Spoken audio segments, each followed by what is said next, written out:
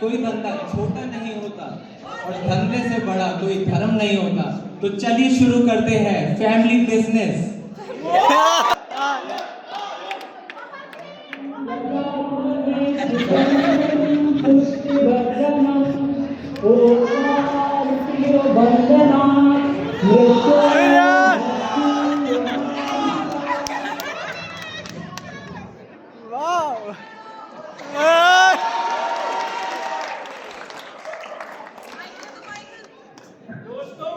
साथियों, मैं आप सबों का धन्यवाद कैसे करूं मुझे समझ में नहीं आ रहा।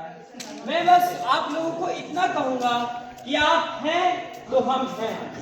आई विल रिपीट, आप हैं तो हम हैं।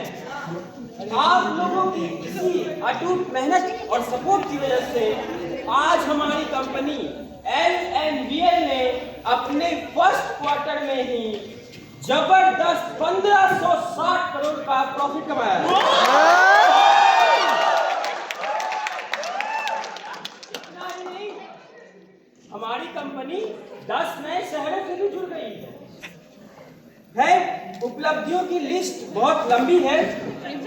जैसा कि आज मेरी कंपनी LNVL का फाउंडर्स डे है और मेरे पूज्य पिताजी का इस अवसर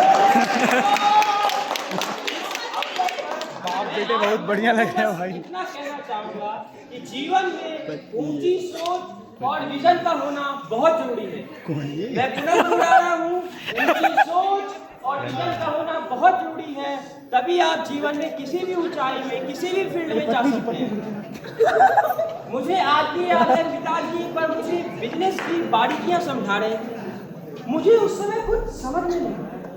मुझे लगा कहीं ये पागल तो नहीं हो गए। सॉरी। मैं उस समय उनकी इन बातों को समझ नहीं पाया।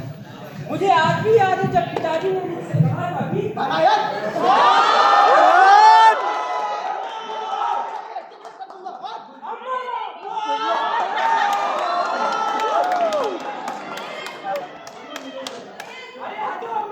आपको कुछ नहीं आता। आप क्या जानोगे? अरे ये लाख बार भी बोल देना तो भी मैं भीख नहीं मांगूंगा। इनकी तरह अंगूठा छाप नहीं हूँ, अनपढ़ नहीं हूँ, मैं नहीं मांगूंगा भीख। मेरे पे MBA की डिग्री है। देख रही हो कितना चपड़ बोल रहा है। कसुगा बड़े छोटे को लिहाज नहीं है। अरे आप क्या समझाओगी? I believe in the idea of digital India. I believe in the idea of startups. I believe in the idea of भाइयों बहनों और मित्रों. I will never do this. That is why find your idea totally absurd, illogical, insensible. I will never do this. थोड़े अंग्रेजी के शब्द क्या सीख लिए, अपने को हमसे बड़ा समझता है।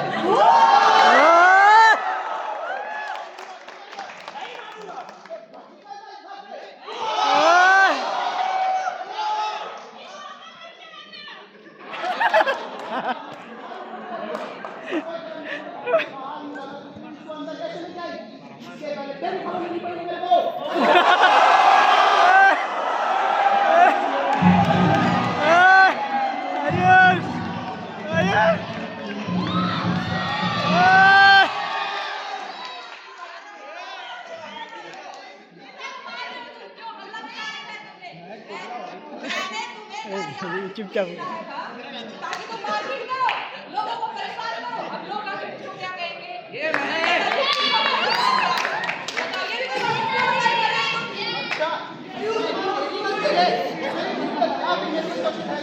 ये माँ की क्या रिसर्च का कुछ है? मैं तो सवाल करते आ गया। क्यों माताजी क्यों लड़ाई कर रहे हो? मेरा बेटा पति पत्नी में झगड़ा करते रहता है। मेरा बेटा भीख नहीं मांगना चाहता है। मैं समझाता हूँ आपके बेटे को। क्यों बेटा?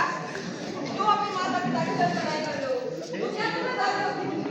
अरे मैं इनकी तरह थोड़ी ना हूँ, इनकी तरह अच्छा काम करूँगी और मैं तुम्हें मैं क्यों भीख मांगूंगा? मेरे पास MBA की डिग्री है, मैं नहीं मांगूंगा।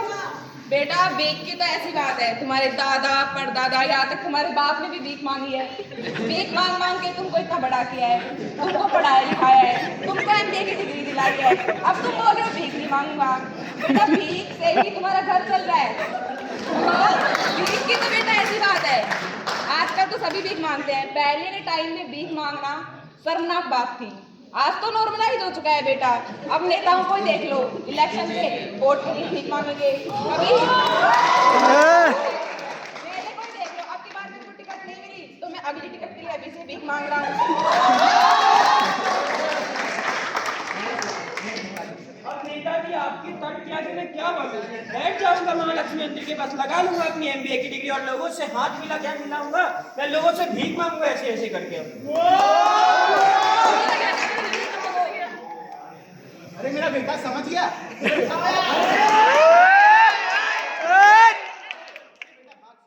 देख, हम लोग ना बाकी भिखारियों की तरह नहीं है बेटा। हम लोग भीख नहीं लेंगे, हमारे पास खुद की पिराई लोकेशन है बेटा भीख मांगने की। वो जो महालक्ष्मी मंदिर है ना बेटा, इसी सीढ़ियों के नीचे मैंने हमारी पुश्तैनी जमीन खरीदी है बेटा।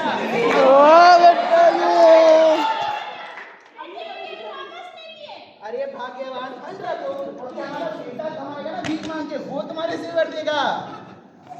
और रामलाल, मैंने सुना आपकी बार तुम्हारी बहुत कमाई हुई है, तुमको बहुत भीख मिली है, तो चंदा रामलाल मैं भिजवाता हूँ। अभी मैं जाता हूँ, पीछे पीछे मेरा चंदा आ जाना चाहिए। आ जाएगा लीजिए नेताजी प्रसाद।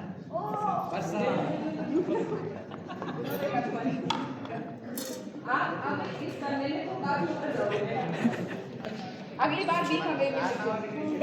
बेटा अब तो हमारा फैमिली बिजनेस संभाल रहा है बेटा। ये पुश्तैनी गमछा बेटा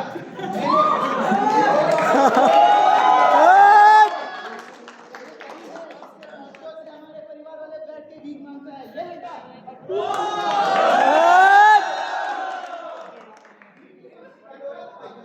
ये लो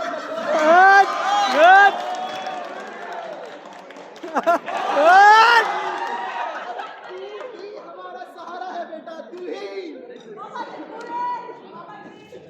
हाँ, मैं खुश, मेरा ससुर भी भिखारी, मेरा पति भी भिखारी, मेरा बेटा भी भिखारी। अब मैं